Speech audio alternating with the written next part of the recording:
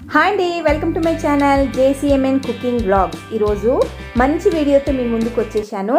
Skip చేయకుండా end వరకు చూడండి. ఎలా ఉందో కామెంట్ కూడా చేయండి. ఫస్ట్ టైం నా ఛానల్ చూస్తున్నట్లయితే ఒక లైక్ చేసి సబ్స్క్రైబ్ చేసుకోండి. బెల్ ఐకాన్ క్లిక్ చేయడం మర్చిపోకండి. నచ్చితే మీ ఫ్రెండ్స్కి రిలేటివ్స్కి షేర్ చేయండి. ఈ వీడియోలో అయితే చిన్న ప్రయత్నం చేశానన్నమాట. ఇంట్లో ఉండే ఆడవాళ్ళు తిని పడుకోవడము, టీవీ చూడడం, ముచ్చట పెట్టడం ఇవేగా అని ఆఫీస్కి వెళ్ళేవాళ్ళు, కాలేజ్కి వెళ్ళేవాళ్ళు, స్కూల్స్కి వెళ్ళేవాళ్ళు అమ్మని కానీ భార్యను కానీ అనేస్తుంటారు ఈజీగా.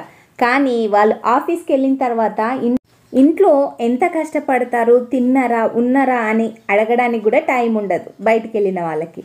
అయినా మార్నింగ్ లేచినప్పటి నుంచి బ్రేక్ఫాస్ట్ చేసి టీలు కాఫీలు ఇచ్చేసి లంచ్ బాక్సులు రెడీ చేసి ఇంకా అన్నీ రెడీ చేసి టయానికి బయటికి పంపించాలి. పంపించిన తర్వాత ఇంట్లో చూసేసరికి గందరగోళంగా ఉంటుంది ఇల్లు. ఇంకా చిన్న పిల్లలు ఉన్న ఇల్లు అయితే చెప్పని అవసరమే లేదు. ఇక పొద్దున్న లేచినప్పటి నుంచి పంపించిన తర్వాత టీనో కాఫీనో తాగి ఇల్లు క్లీనింగ్ సెక్షన్ స్టార్ట్ చేస్తూ ఉండాలి. వచ్చేసరికి మళ్ళీ క్లీన్గా ఇల్లంతా క్రమంగా ఉండాలి. అటువైపు కిచెన్లోకి వెళ్తే బండెడు గిన్నెలు రెడీగా ఎదురు చూస్తుంటాయి, మమ్మల్ని కూడా క్లీన్ చేయవా కొంచెం అనేసి. అవి కూడా గబగబా క్లీన్ చేసేసి అంతా వంట బండ స్టవ్ ఇవన్నీ కూడా క్లీన్ చేసేసరికి ఆ టైం కూడా గడిచిపోతూ ఉంటుంది.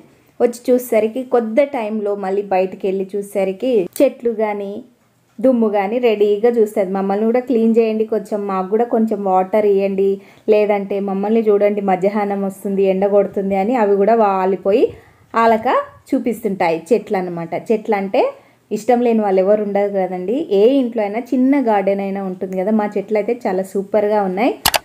సమ్మర్ అయిపోతుంది కదా, కొన్ని చెట్లు అయితే సమ్మర్లో ఎండ ఎక్కువగా తగిలి ఎండిపోయినాయి అన్నమాట. ఇవైతే ఇండోర్ ప్లాంట్స్ అన్నమాట. సాల్టీ వాటర్ వేసినప్పుడు చెట్ల ఆకుల మీద ఇలా మరకలుగా కూడా అయిపోతున్నాయండి. ఏం చేయాలనో ఏమో. అయితే కొన్ని చెట్లేమో చాలా బాగున్నాయి ఎండకు తట్టుకొని కూడా, కొన్ని అయితే మాడిపోయినాయి అన్నమాట. ఆ టైంలో 5 మినిట్స్ టైంలో మళ్ళీ 2-3 రోజుల నుంచి అంటే ఎండాకాలం అయిపోతుంది కదా, కారం పొడి కొన్ని మంత్స్ వరకైనా మరబట్టించి పెట్టుకోవాలనేసి 2-3 డేస్ నుంచి ఎండమిరపకాయలు ఎండబెడుతున్నామన్నమాట. పచ్చిగా ఉంటే తొడమలు తీయడం కష్టమని కొంచెం ఎండబెట్టిన తర్వాత తీసుకుంటే బాగుంటుంది. చూడండి ఇట్లా క్రిస్పీగా అయ్యేటట్లు తొందరగా మళ్ళీ వర్షం వచ్చేస్తే ఎండవు అనేసి గబగబా 2-3 డేస్ నుంచి ఎండబెడుతున్నాం అనమాట, తొడమలు తీయకుండానే. ఇక్కడ నేను ఫాలో అవుతున్న టిప్ ఒక్కటి చెప్తాను. అయితే ఇక్కడ ఎండుమిరపకాయలు అయినా తెచ్చుకున్నప్పుడు వెడల్పువి కొన్ని, సన్నవి కూడా కొన్ని యాడ్ చేస్తే కారం రెడ్ కలర్ ఉంటుంది, హాట్గా అంటే ఘాటుగా కూడా ఉంటుంది అనమాట. ట్రై చేయండి.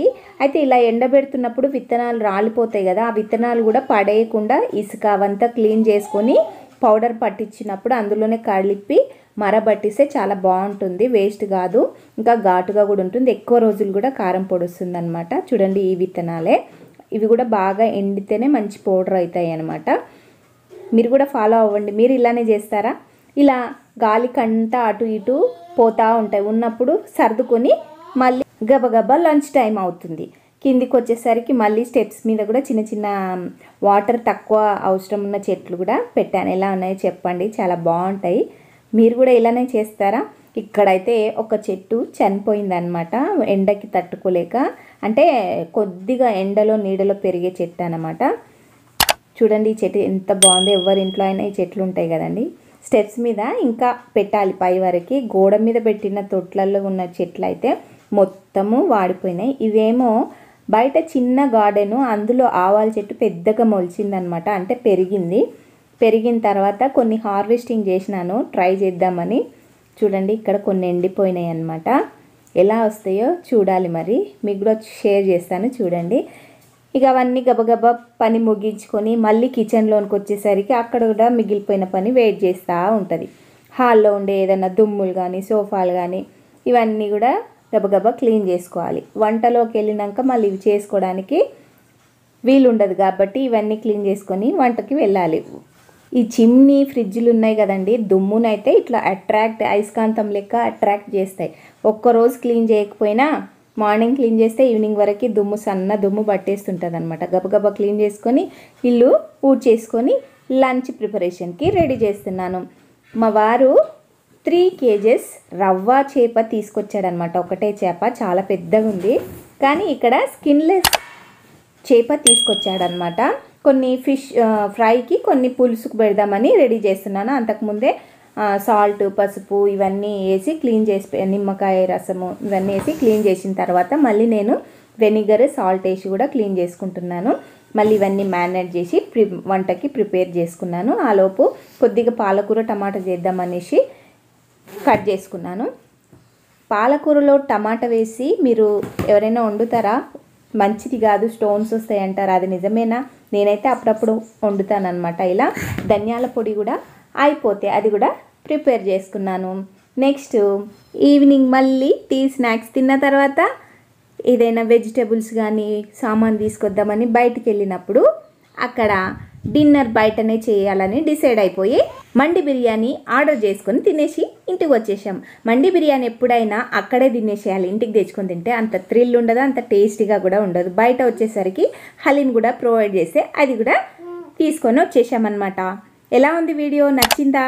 నచ్చితే ఒక లైక్ చేసి సబ్స్క్రైబ్ చేసుకొని బెల్ ఐకాన్ క్లిక్ చేయడం మర్చిపోకండి.